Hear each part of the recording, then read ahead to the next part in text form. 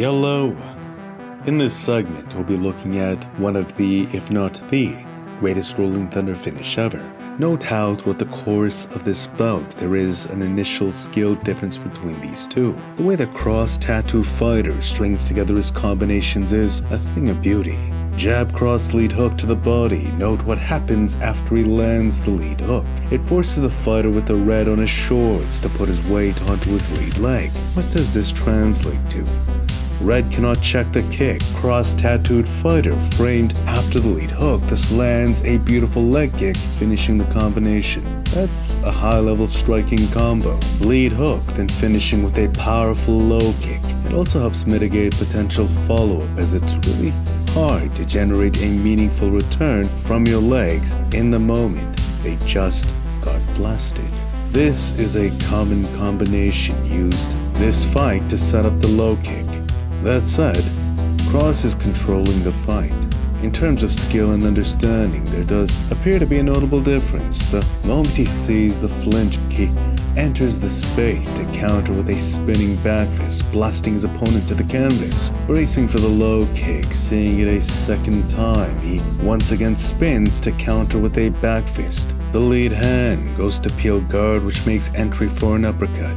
As Red leaves the space to escape the flurry, watch how Cross once again looks to connect with a low kick. This time though, he landed with the foot against shin. That could not have felt too good for his foot, but for the most part you can tell Cross is reading the fight.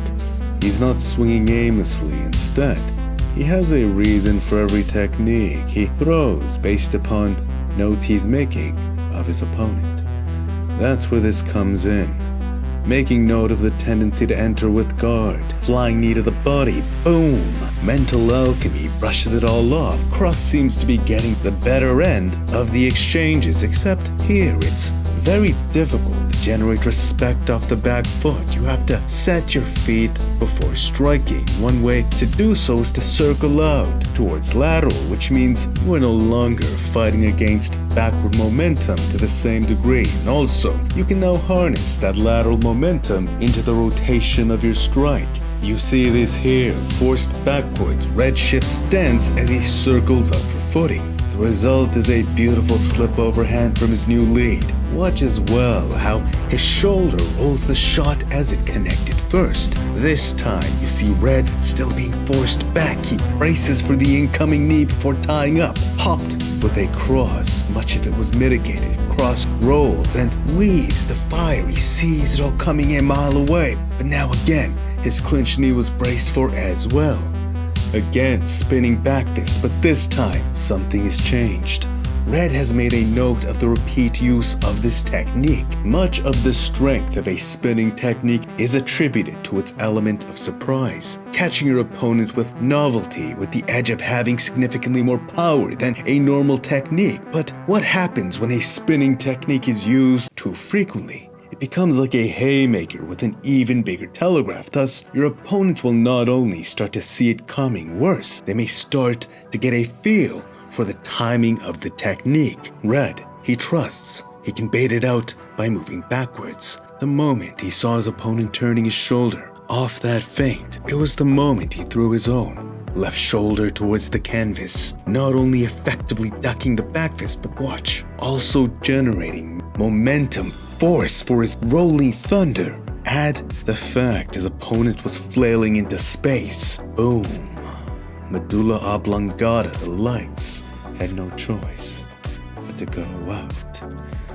This was an example of Flash getting countered by Flash here, but it also leads us to an even deeper understanding. The higher the risk, the higher the reward.